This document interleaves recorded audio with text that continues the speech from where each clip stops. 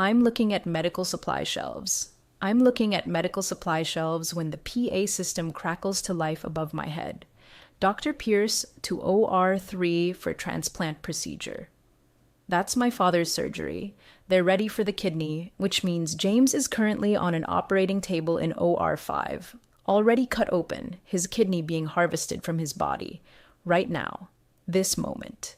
Nathan's mouth is on my neck. His hands are gripping my waist. I can smell his cologne mixed with antiseptic. Behind him, boxes of sterile gloves are stacked neatly, surgical masks, gauze, everything organized and clinical and clean. Nothing about this is clean. I need to go, he says against my skin. Your father's ready. I nod. Can't speak. He pulls away, straightens his scrubs, runs a hand through his hair, looks at me once, something flickering in his eyes I can't read. Then he's gone. The door clicks shut softly.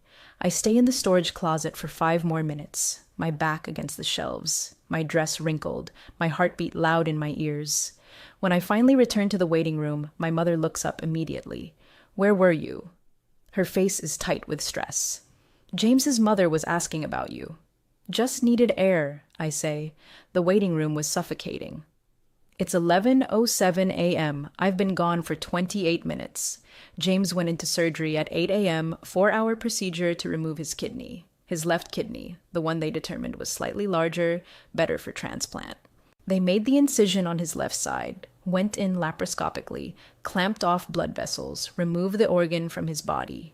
An organ he was born with, an organ he needs, an organ he's giving to my father, a man he's met maybe 15 times. All because he loves me. At 11:30 a.m., a surgeon emerges, not Dr. Pierce, the other one, Dr. Chen, who handled James's procedure. She's still in surgical scrubs, mask pulled down around her neck. Kidney harvested successfully, she says. Mr. Rodriguez is in recovery. The kidney looks perfect for transplant. James's mother starts crying. My mother grabs my hand, squeezes it. Everyone is smiling, relieved, grateful. At 12:15 p.m., Dr. Nathan Pierce comes out in fresh scrubs. His hair is slightly damp. He must have washed up after. He looks at the assembled families and smiles. Transplant successful. Mr. Patel is stable. The kidney function looks excellent. His eyes meet mine for just a second. Then he looks away. My mother hugs me. James's mother hugs me. My aunt is crying. Everyone is crying happy tears, thanking God, thanking James, talking about miracles. I feel nothing. Just the knowledge that 30 minutes ago I was in a storage closet with the man who just transplanted my boyfriend's kidney into my father's body, while my boyfriend was still on an operating table, still cut open, still bleeding. I knew it was wrong. I knew, and I did it anyway.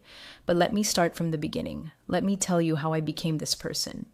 I met James 4 years ago at my friend Priya's wedding. I was 20, he was 22. I wore a yellow lenga that my mother had spent 3 months embroidering. He wore a suit he'd bought on sale at Macy's and looked uncomfortable in the heat. First Indian wedding? I asked when I found him standing alone near the buffet, staring at the food like he was trying to decode it. That obvious? He grinned. Dimples. I'm James, friend of the groom from work, and I have no idea what any of this is. Maya. Friend of the bride since kindergarten, and that's biryani. Start there. You can't go wrong. He was easy to talk to. Funny. A civil engineer for a construction company, graduated from UT Austin 2 years earlier, working his way up. Mexican-American, grew up in a working-class family in San Antonio, first in his family to get a degree. He asked questions about my family, my life, actually listened to the answers. We danced during the reception. Badly, because neither of us really knew how to dance to Bollywood music, but we laughed about it. He asked for my number. Texted me the next day. 3 months later, we were dating. 6 months later, I loved him. He was good. That's the thing I keep coming back to. James was fundamentally good. He helped his mother with bills even though he was barely making ends meet himself. He showed up when he said he would. He remembered things I told him. Little things, like how I liked my coffee or that I was stressed about a presentation at work.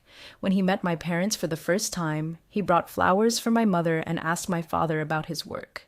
My father had been a civil engineer in India before immigrating. James asked him questions, listened to his stories, treated him with respect, even though my father's English wasn't perfect. My mother loved him immediately. He's a good boy, Maya. He comes from good family, hard-working.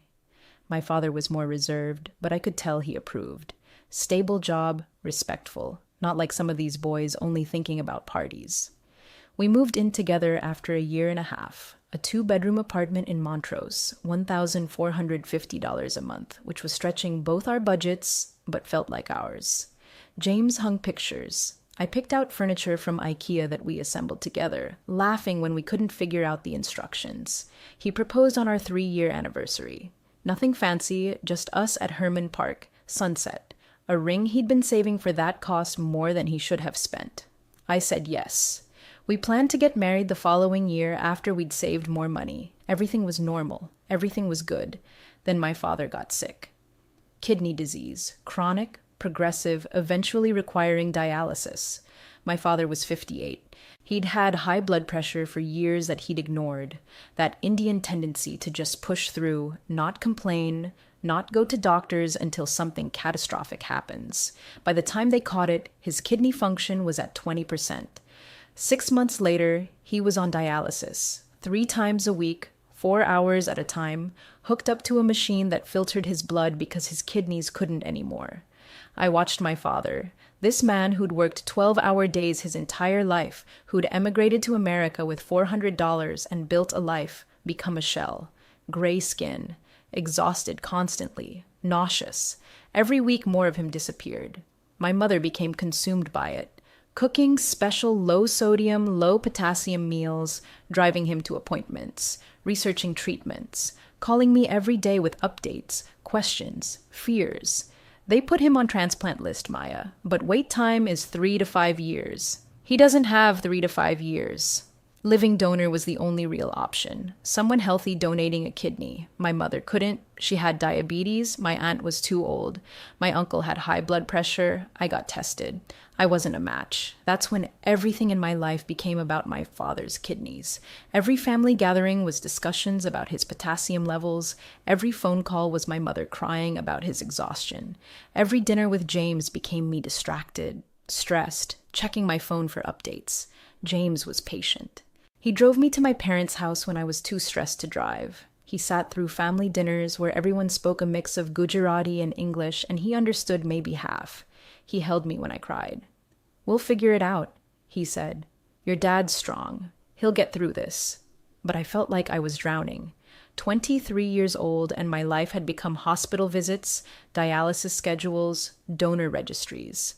My friends were getting promoted, traveling, living their 20s. I was researching kidney transplant options. I started to resent James for his normalcy, for his healthy parents, for not understanding what it felt like to watch your father dying slowly while everyone told you to stay positive. That's not fair. I know that's not fair, but resentment isn't logical. That was my state of mind when James came home one evening, 15 months into my father's dialysis, and said, "I got tested." I looked up from my laptop where I'd been researching living donor programs for the 100th time. What? I got tested to see if I could donate. He sat down next to me. I went to the transplant center last week. They called today with results. My heart stopped. James, I'm a match, Maya. Blood type, tissue typing, cross-match, everything. I can donate a kidney to your father. I stared at him. You... what? I can give him a kidney if I want to. They said I'm in excellent health. It's low risk for me, and it would give your dad his life back. He took my hand. So I want to. I want to do it. I couldn't speak, couldn't process it. You don't have to, I finally said. James, that's major surgery. Recovery is brutal. You'd be giving up an organ. I'd be saving your father's life. He squeezed my hand. Maya, I love you. I love you enough to do this. Let me do this. I told my parents that night. My mother collapsed in tears. My father couldn't speak, just held James's hand, eyes wet, nodding over and over. You are blessing, my mother kept saying. God sent you to us. You are blessing. My aunt called it a miracle. My uncle called James a hero. Priya, when I told her, cried on the phone. Maya, oh my God, you have to marry him. You have to marry this man. Everyone was so grateful, so overwhelmed with gratitude and relief and joy, and I felt trapped. because now I couldn't leave him. Now I was bound to him by more than love, by debt, by obligation, by the knowledge that he'd given up a piece of his body for my family. How do you break up with someone who donated a kidney to your father? I felt like a horrible person for even thinking it, but I couldn't stop thinking it.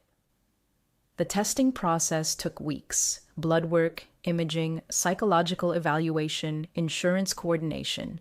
James went to every appointment without complaint, signed consent forms, listened to doctors explain the risks: bleeding, infection, blood clots, pneumonia, hernias, chronic pain. 1 in 3,000 donors die during or after surgery, the surgeon said. It's rare, but it's a possibility you need to understand. James just nodded. I understand. They scheduled surgery for 8 weeks out. June 15th. Both procedures same day. James's kidney would be removed, then immediately transplanted into my father. The transplant surgeon was Dr. Nathan Pierce. 40-ish, I assumed at first meeting. Confident, charismatic, the kind of doctor you see on medical dramas. Handsome in an authoritative way, commanding presence. That first consultation was routine. He explained the procedure, timeline, recovery, spoke to my father in simple terms he could understand, answered my mother's 100 questions patiently. As we were leaving, he touched my arm gently. Maya, can I speak with you for a moment? My parents went ahead. Dr. Pierce walked me to a quieter corner of the hallway. I wanted to check in with you specifically, he said. You're handling this remarkably well, but I know the situation is incredibly stressful. You're the link between patient and donor. That's a difficult position.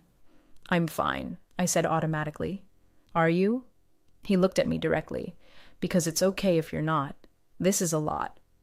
Something about his tone, the gentleness, the directness, made my throat tight.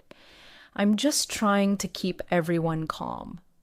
Who keeps you calm? He asked. I didn't have an answer. He wrote something on a business card, handed it to me, his cell phone number. If you need to talk about the procedure or anything else, call me anytime. I took the card, told myself it was just good bedside manner, that he gave his number to all patients' families. I kept the card anyway. The second consultation, 4 weeks before surgery, James couldn't make it. Site inspection at work he couldn't miss. I went with my parents. Dr. Pierce went over my father's latest labs, kidney function, immunosuppression protocol. My mother took notes in a small notebook, writing down every medication name phonetically. After the appointment, Dr. Pierce appeared in the waiting room as my parents were leaving. Maya, do you have a few minutes? I had some additional questions about James's recovery situation. I want to make sure you understand what you'll be managing at home. My parents left. Dr. Pierce suggested we grab coffee in the hospital cafe, where it's more comfortable. We sat in a corner booth. He asked about James's recovery setup. Would he have help? Did we have space for him to rest? Did I understand the restrictions he'd have? Then the conversation drifted. He asked about my work. Pharmaceutical sales, calling on primary care doctors around Houston, decent money but exhausting. He asked how I was sleeping, if I was eating, if I had support. Your fiancé is doing an incredible thing, he said, but who's taking care of you? Everyone needs someone. He smiled. I learned that the hard way. I got divorced last year, threw myself into work, thought I could just function on competence and coffee, ended up in my own colleague's office having a breakdown about a surgery that went wrong. I didn't know why he was telling me this, but I listened. I didn't have anyone, he continued. I'd let all my friendships lapse, families in California, ex-wife obviously wasn't an option. I was completely alone. He looked at his coffee. It's a terrible feeling. I don't want that for you. I have James, I said. James is about to be recovering from major surgery. He won't be able to support you the way you need. He looked up. I'm just saying, you don't have to carry everything alone. We talked for 2 hours. He told me about his divorce. Married young to a nurse, grew apart, no kids, thankfully. He told me about why he became a transplant surgeon. His sister died waiting for a kidney when he was in medical school. I told him about my father's illness consuming my life, about feeling like I'd lost 2 years to dialysis schedules, about my friends not understanding why I couldn't just come out for drinks, why I was always stressed. You're allowed to feel overwhelmed, he said at one point. You're allowed to want your life back. That doesn't make you a bad daughter. It was the first time in 2 years anyone had said that to me. When we left, he walked me to my car, put his hand on my shoulder. Call me if you need anything. I mean it. I drove home feeling lighter than I had in months. That night, James asked how the appointment went. Fine, I said. Just standard stuff. I didn't mention the coffee, told myself there was nothing to mention. 3 weeks before surgery, I texted Dr. Pierce a question about my father's medication schedule. He answered immediately, then asked how I was doing. We started texting. Daily at first, then constantly. About medical stuff initially, then about everything else. He told me about his day. I told him about mine. He sent me a funny meme about pharmaceutical sales. I sent him one about surgeons. It felt easy. It felt like escape. Rough day with Dad, I texted one evening after a particularly bad dialysis session. Want to talk about it? He replied. I'm at the hospital but free in an hour. Coffee? I should have said no. I should have talked to James, who was right there in our apartment, watching TV available. But James would want to fix it, would want to talk about dialysis complications and medication adjustments, would remind me that after the surgery, everything would be better. Nathan would just listen. Sure, I texted back. Where? We met at a Starbucks near the hospital, sat outside even though it was humid and gross because inside felt too public. He asked about the dialysis session. I told him. He listened, didn't try to solve it, just nodded. Then he said, Can I be honest with you about something? My heart beat faster. Okay. I look forward to your texts. More than I should, probably. He looked at his coffee, not at me. You're easy to talk to. I don't have many people I can just talk to. I look forward to yours too, I admitted. I know this is complicated, he said. You're engaged. I'm operating on your father, but I really value talking to you. Me too. So we're friends, he said, like he was establishing a boundary. I just wanted to make sure we're clear on that. Friends, I agreed. He smiled, reached across the table and squeezed my hand briefly. The touch lasted maybe 3 seconds. I thought about it for 3 days. James was getting nervous as surgery approached, not about the procedure. He'd made peace with that. About the recovery. 6 to 8 weeks I can't work, he said one night, lying in bed next to me. That's 6 to 8 weeks of no income, medical bills even after insurance, and I won't be able to do anything. You'll have to take care of me while also helping your dad recover. We'll figure it out, I said. I just don't want you to resent me. He turned to look at me. Promise you won't resent me, I promised. I was lying. I was already starting to resent him for needing me, for adding his recovery to my burden, for doing this heroic thing that made it impossible for me to be anything but grateful. That's horrible. I know that's horrible. But I can't pretend I didn't feel it. 2 weeks before surgery, Nathan asked me to coffee again, this time after his shift. Late, 9 p.m. Is that okay? He texted. I know it's late if it's weird. No worries. It was weird. I went anyway. He looked exhausted, still in scrubs, hair messy, 5 o'clock shadow. We sat in his car in the parking garage because Starbucks was closed. Long surgery, he said. Lost a patient on the table. 19 years old, motorcycle accident, massive internal injuries. We tried for 4 hours, couldn't save him. I'm sorry, I said. I knew his parents. They'd been waiting in the surgical waiting room. I had to walk out there and tell them their son died. He rubbed his face. That never gets easier. Never. I didn't know what to say, so I just listened. This is why my marriage fell apart, he said. I couldn't leave work at work. I'd come home carrying all this weight, and my wife got tired of it, said I cared more about my patients than her. Maybe she was right. You care because you're good at what you do, I said, or I do what I do because I don't know how to care about anything else. He looked at me. Until recently. My breath caught. I shouldn't say that, he continued. You're engaged. I'm your father's surgeon. This is inappropriate. It is, I agreed. We sat in silence. The parking garage was empty, just fluorescent lights and concrete and the sound of distant traffic. Can I tell you something? I said quietly, and you won't judge me? Of course. I don't want to marry James. Saying it out loud felt like breaking something. Some seal that had been holding everything in place. I love him. I do. But I don't want this life. My entire identity being about taking care of everyone else. James's recovery, my father's recovery, my mother's anxiety, all of it. I'm 24 and I feel 50. Nathan nodded slowly. You're allowed to want more than this. I'm a terrible person for even thinking it. He's giving his kidney. That doesn't mean you owe him your life. He reached over and took my hand. Not briefly this time. He held it. You're not terrible, he said. You're overwhelmed. There's a difference. I started crying. I don't know why. Maybe relief that someone understood. Maybe just exhaustion. Nathan pulled me closer. I let him. Let him hold me while I cried in his car in a parking garage at 9:30 on a Tuesday night. When I pulled back, he wiped my tears with his thumb. Then he kissed me. I kissed him back. It lasted maybe 10 seconds before I pulled away.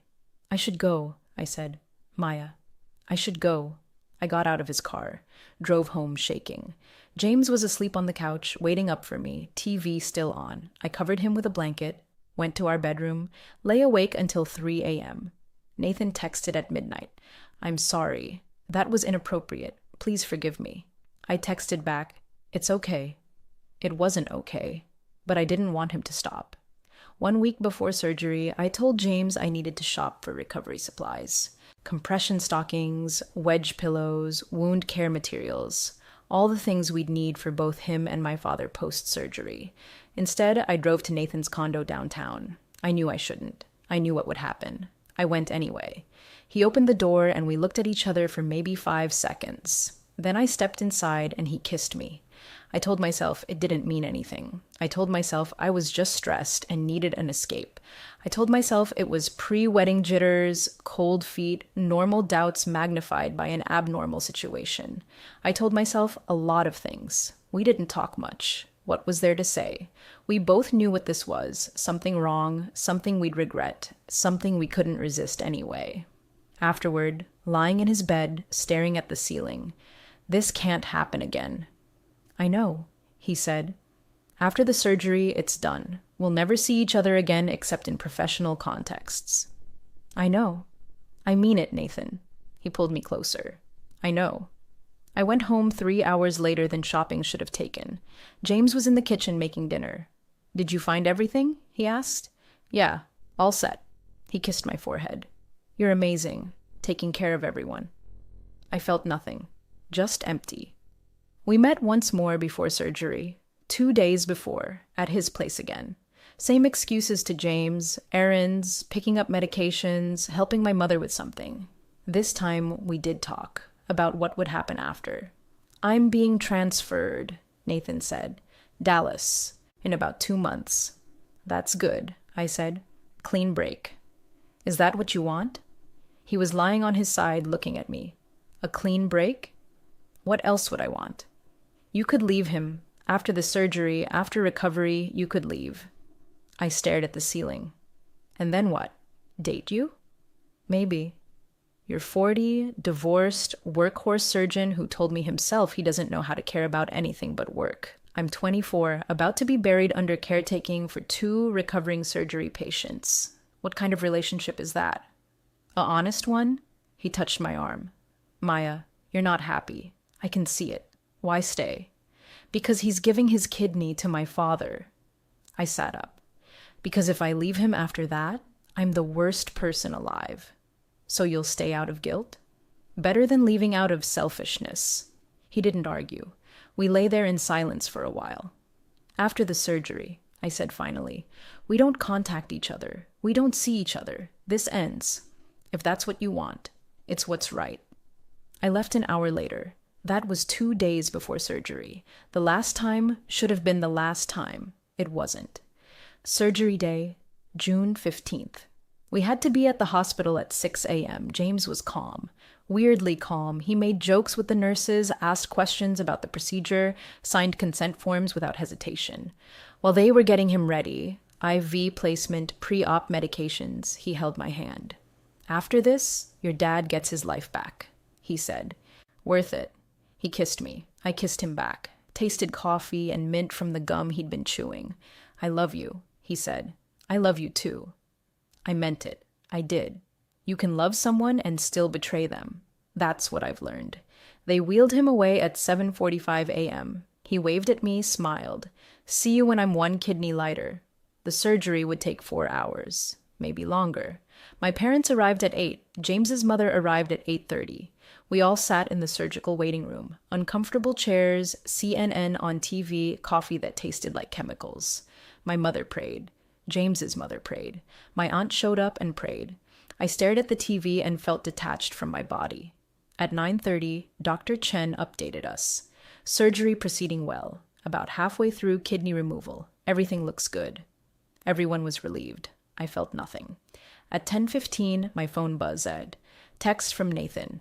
Can we talk? Just for a minute. I know you're in waiting room. I'm in my office. 3rd floor, east wing. I stared at the text. I should have ignored it. Should have stayed in the waiting room with my family, with James's mother, waiting for news about the man who was currently cut open, giving his organ to my father. I stood up. Where are you going? My mother asked. Just need air. The waiting room is suffocating. I walked to the elevator, pushed the button for the 3rd floor, found his office. He was standing by the window when I walked in. Still in street clothes, his surgery wasn't until after James's kidney was harvested. I shouldn't have texted, he said. I just needed to see you. Nathan, I know this is wrong. I know today of all days, he crossed to me, but I can't stop thinking about you. I can't. James is on an operating table right now. I know. They're removing his kidney right now. I know, Maya. We stood there looking at each other. I should have left, should have walked out, gone back to the waiting room, been the person I was supposed to be. Instead, I kissed him. He kissed me back. Hard, desperate. Not here, he said against my mouth. Not in my office. We found a storage closet down the hall. Medical supplies, shelves of gauze and gloves and sterilized instruments. It was fast. Urgent. Wrong. I thought I heard footsteps outside and froze. Someone's coming. It's fine. No one uses this closet. But I was aware of every sound. The PA system crackling, footsteps in the hallway, voices discussing patient care. At 10:47 a.m., the PA announced, Dr. Pierce to OR3 for transplant procedure. He pulled back, fixed his scrubs. I have to go. Your father's ready. I nodded, couldn't look at him. He left. I stayed in the closet, trying to breathe, trying to process what I'd just done. James was still on the table, still cut open. The surgery to remove his kidney was maybe in the closing stages now. They'd have harvested it, checked it, preserved it. Now they were closing him up, stitching together the hole where his organ used to be. And I was straightening my dress in a storage closet. I walked back to the waiting room at 11:07. My mother looked at me with worry. Where were you? James's mother was asking about you. Just needed air. I sat down, stared at CNN, felt like I was watching myself from outside my body. At 11:30, Dr. Chen came out, surgical scrubs, mask pulled down, smiling. Kidney harvested successfully. Mr. Rodriguez is in recovery. The kidney looks perfect for transplant. James's mother grabbed my hand, crying. My mother hugged me. Everyone was thanking God, thanking Dr. Chen, talking about how wonderful this was. At 12:15, Nathan emerged. Fresh scrubs, damp hair, professional smile. Transplant successful. Mr. Patel is stable. The kidney function looks excellent. My father was going to live. James's kidney was inside him, filtering his blood, doing what my father's kidneys couldn't. James had given that, had given my father life. And an hour ago, I was in a storage closet with the surgeon who put it there. They let me see James at 2 p.m. He was in recovery, groggy from anesthesia, pale but conscious. Hey, he mumbled when I walked in. His voice was thick, words slurred. Hey, I took his hand. How are you feeling? Like someone stole my kidney. He tried to smile, winced. Did it work? Did the kidney take? Is he okay? Dad's stable. The kidney's working perfectly. You saved his life, James. He closed his eyes. Tears leaked out the corners. Good. That's good. I wiped his tears. He squeezed my hand weakly. Love you, he whispered. Love you too. A nurse came in to check his vitals, adjust pain medication. James drifted back to sleep.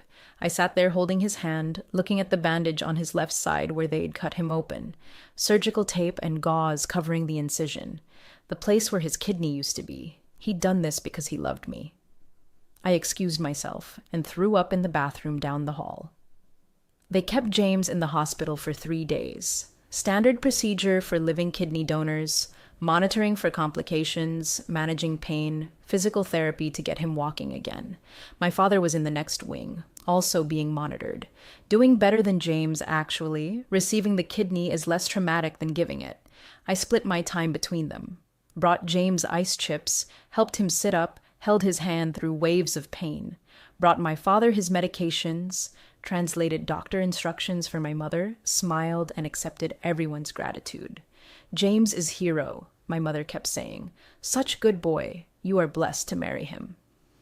Nathan came by to check on my father on day 2. Professional, distant, barely looked at me. Answered my mother's questions, examined my father's surgical site, reviewed labs. As he was leaving, he said quietly to me, I meant what I said.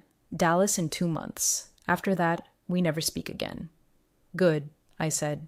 He left. I felt relieved and devastated at the same time. James came home on day 4. We set him up in our bedroom with extra pillows, pain medications within reach, a bell to ring if he needed me. He couldn't do anything. Couldn't stand for more than a few minutes. Couldn't shower without help. Couldn't lift anything. Couldn't work. He was on 6 to 8 weeks medical leave, maybe longer depending on recovery. The first week was the worst. He was in constant pain despite the medications. Nauseous, exhausted, depressed. I helped him to the bathroom, helped him shower, changed his bandages, brought him food he couldn't eat, picked up his prescriptions, managed the insurance claims that were already piling up. My mother called every day asking about my father's recovery, which was going great. He was home after 5 days, feeling better than he had in 2 years, already talking about going back to work. The kidney is miracle, she said. James gave Papa his life back. James heard her through the phone. He smiled weakly from the bed. That night he cried, not from physical pain, from something else. Was it worth it? He asked me. Tell me it was worth it. Of course it was. You saved my father's life. But was it worth it for me, for us? I didn't know how to answer that. 2 weeks post-surgery. James was moving around better, but still in pain. Still couldn't work. Bills were piling up. Medical costs that insurance didn't cover, regular expenses on just my income, his car payment. We're going to be in debt for years, he said one night, looking at the bills spread across the bed. I didn't think about that. I just thought about saving your dad. We'll figure it out. How?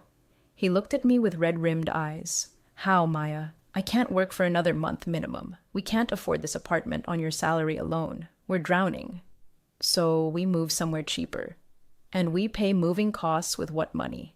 He threw the bills on the floor, immediately winced, hand going to his side. Sorry, I shouldn't have. That hurt. I helped him lie back down, gave him another pain pill. I'm sorry, he said again. I'm not angry at you. I'm struggling. I know. Do you? He looked at me. Because you seem fine. You seem like you're handling all of this perfectly. Meanwhile, I can barely shower without help, and I'm watching our savings evaporate, and I can't...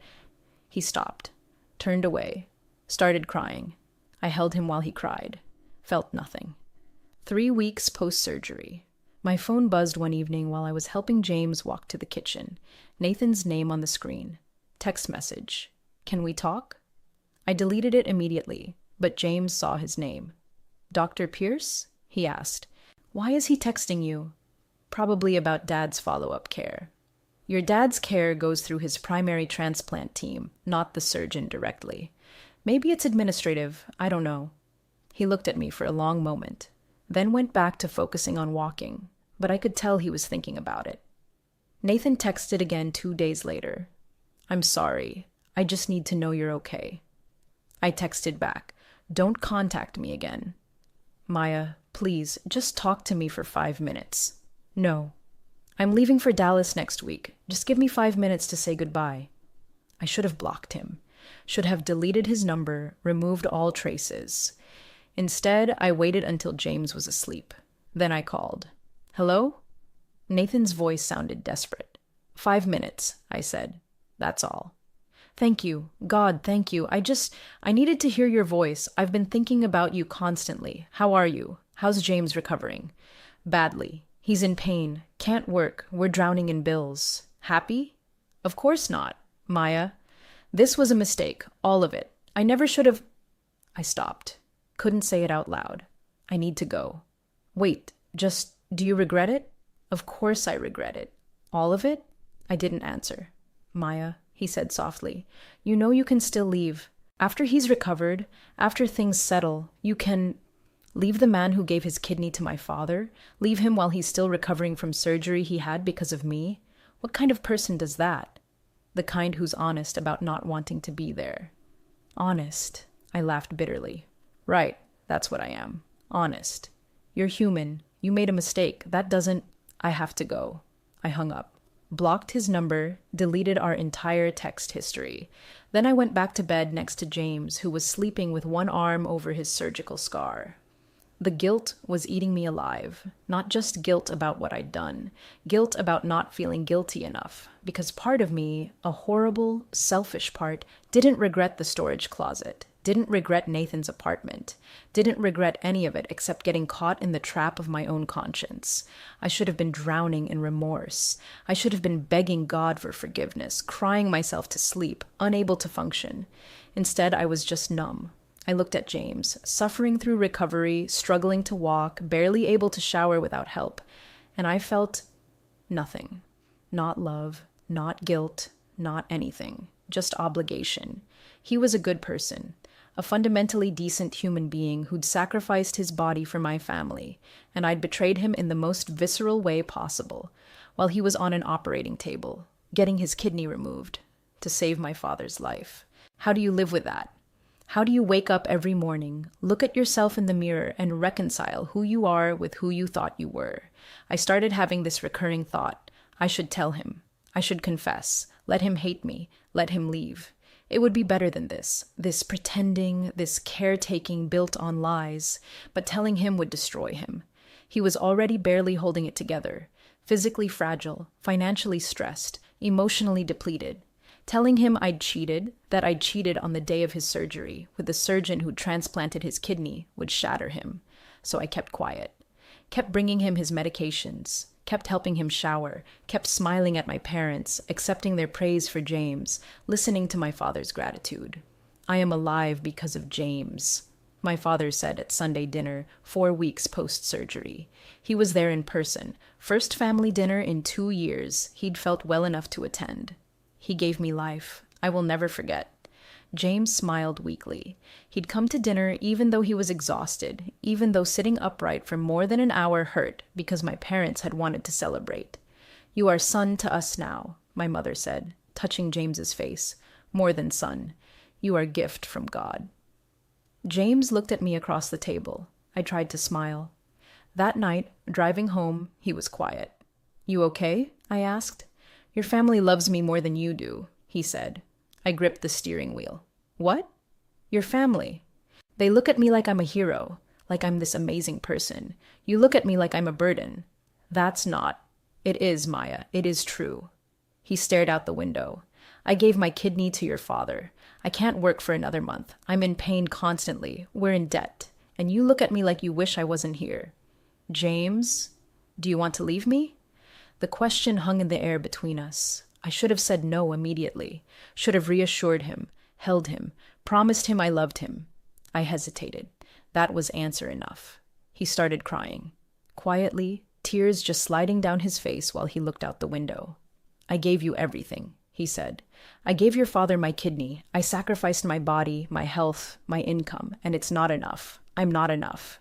It's not about, what did I do wrong? He turned to look at me. Tell me what I did wrong. Tell me what I could have done differently to make you love me. You didn't do anything wrong. Then why do you look at me like that? Why do you flinch when I touch you? Why do you stay late at work? Why do you volunteer to run errands that take hours? Why do you do anything to avoid being home with me? Because I can't look at you without seeing what I did. Because every time I see your surgical scar, I remember where I was while you were getting it. Because I destroyed something good, and I don't know how to live with that. I didn't say any of that. I'm just stressed, I said. Taking care of both you and Dad, working full-time, managing bills, I'm just stressed. You're lying. He said it calmly. I don't know what you're lying about, but you're lying. We drove the rest of the way home in silence. 5 weeks post-surgery. James had a follow-up appointment with his surgical team. They were pleased with his recovery, incision healing well, pain decreasing, kidney function normal for a single kidney.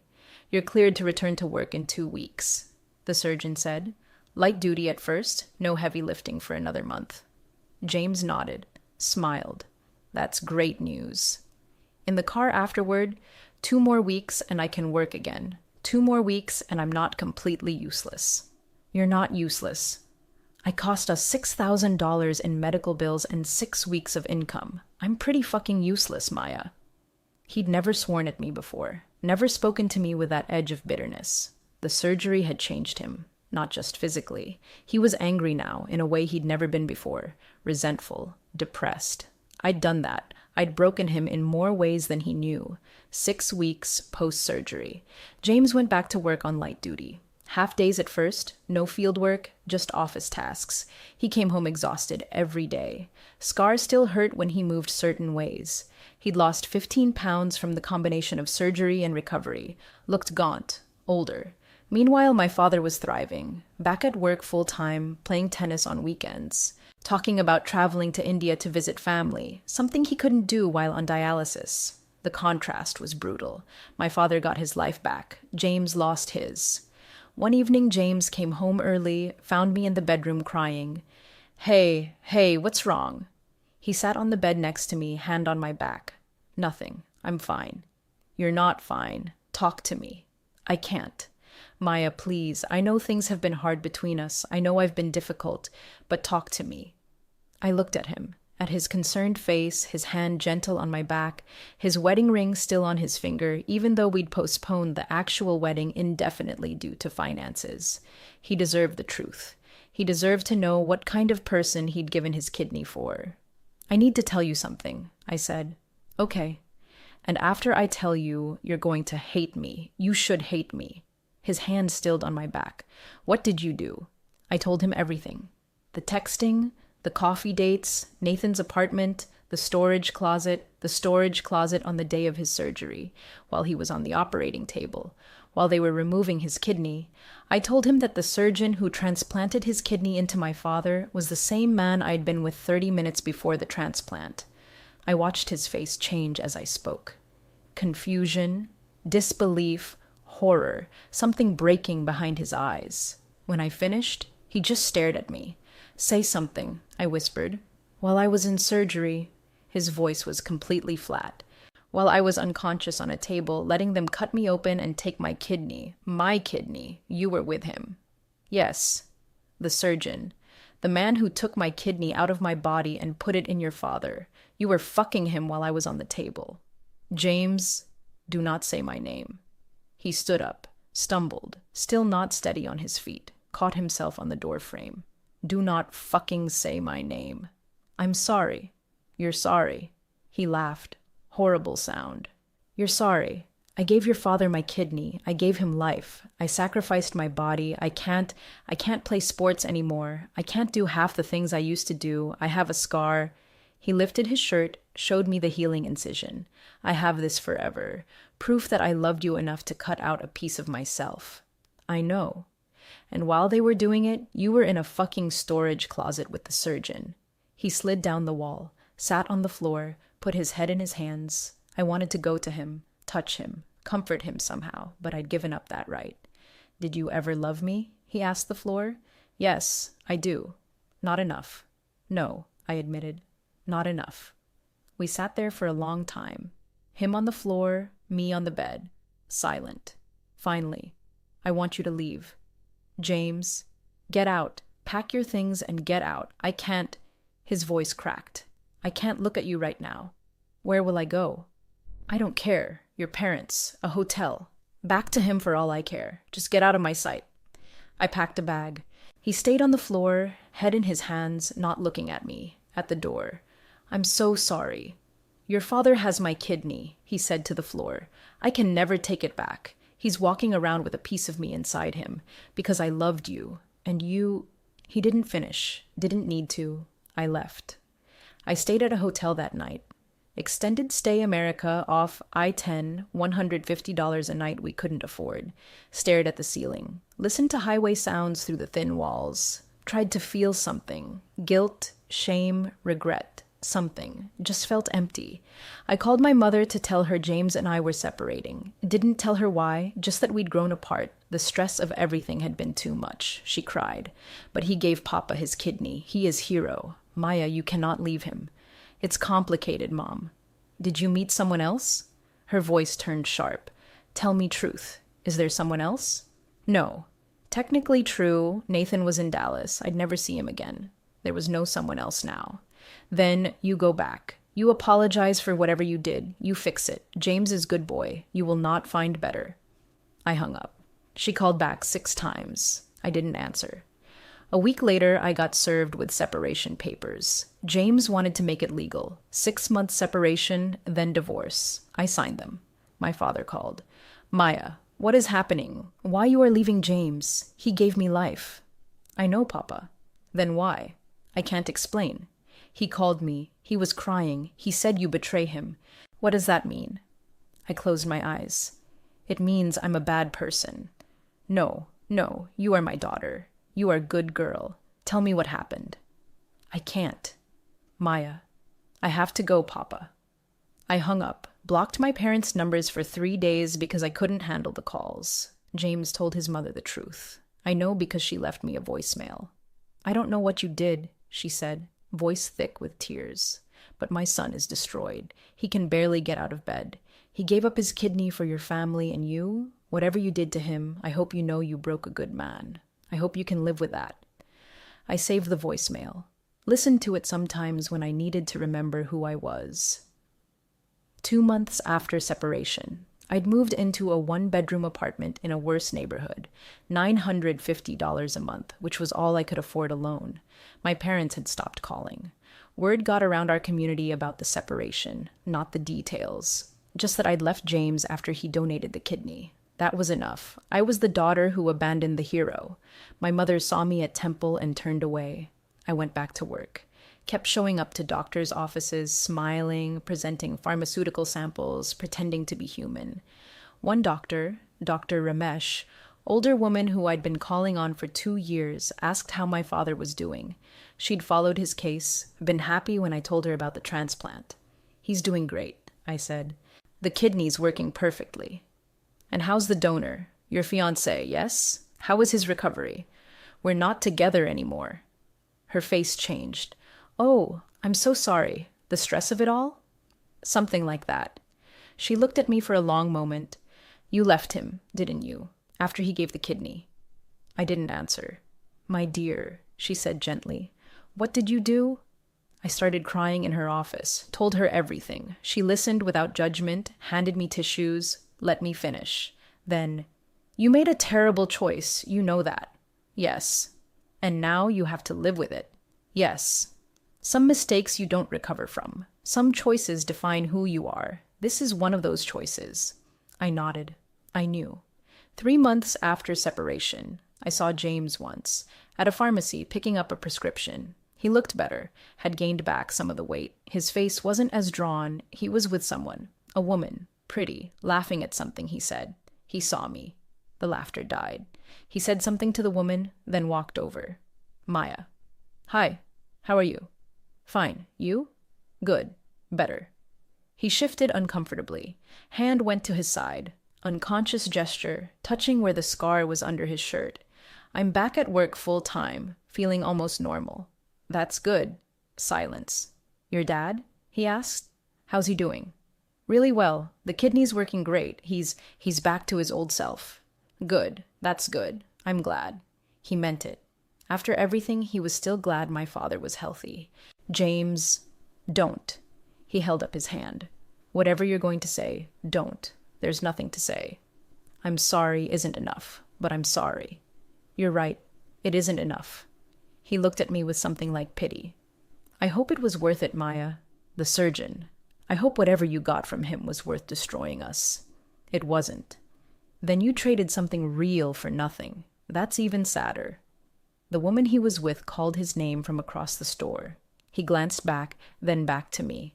I have to go. Take care of yourself." He walked away. The woman asked him something. He said something that made her smile. They left together. I stood in the pharmacy aisle staring at blood pressure monitors and trying to remember how to breathe. 6 months after separation, divorce finalized. Clean split. No assets to divide, no kids, just the dissolution of a relationship that I'd destroyed. My father's transplant was a complete success. 1-year survival rate for living donor kidney transplants is 98%. He'll likely have that kidney for 20 years or more. 20 years of my father being alive because James gave him that chance. James got a promotion.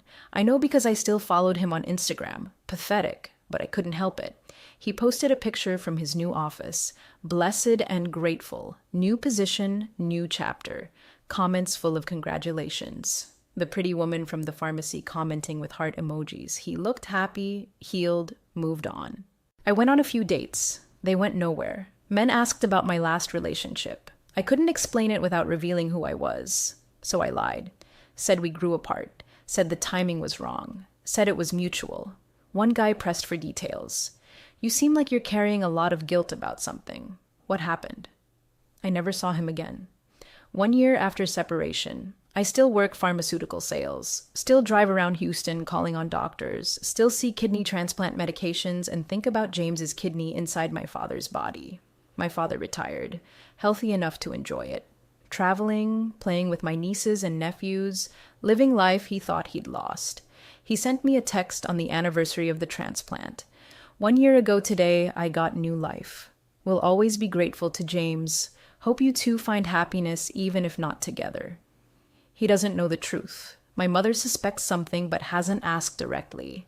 My family still sees me at events, but there's distance now. I'm the daughter who left the hero. That's my identity in their eyes. James blocked me on everything 6 months ago. I don't know anything about his life now except what mutual friends occasionally mention.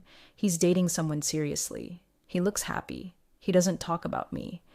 Nathan texted me once from Dallas, 3 months after he moved. "I think about you. I hope you're okay." I deleted the message, never responded. He represented nothing, just a moment of escape that cost me everything. I live alone in my shitty apartment, work my job, come home to silence. Tried therapy once, but couldn't handle the therapist's carefully neutral expression when I explained what I'd done. "What are you looking to get from therapy?" she asked. "I don't know. Permission to forgive myself?" "Do you deserve forgiveness?" "No." "Then what do you want?" I didn't go back. I think about the timing a lot. It's the detail I can't escape. If I'd done it before the surgery, it would still be terrible. Still betrayal.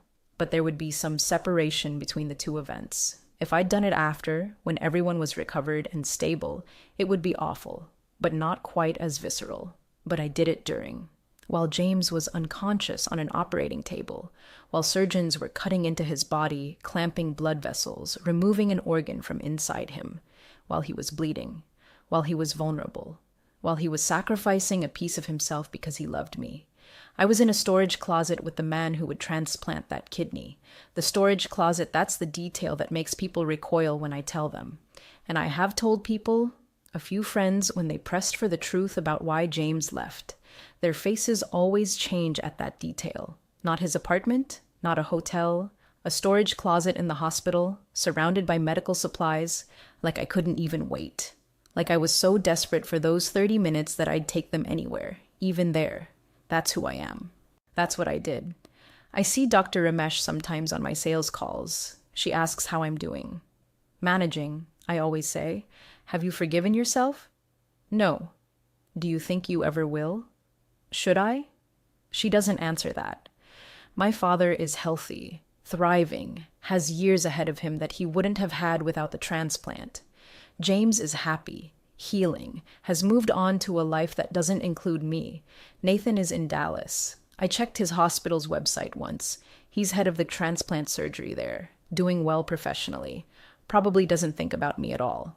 And I'm here, 25 years old, divorced, estranged from my family, alone. I drive past Houston Methodist sometimes. Can't help it.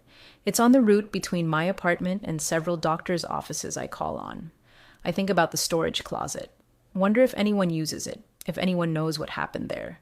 Wonder if the medical supplies I was pressed against are still there, or if they've been used up and replaced. Wonder if that PA system still crackles with announcements, calling doctors to surgeries where they'll save lives while the families wait and pray and trust. There's no lesson here, no growth arc, no moment where I became a better person or learned something valuable. I made a choice, a terrible, selfish, cruel choice, and I live with it. Every day I wake up knowing what I did. Every day I go to work and pretend to be normal. Every day I come home alone. My father has James's kidney. James has his life back.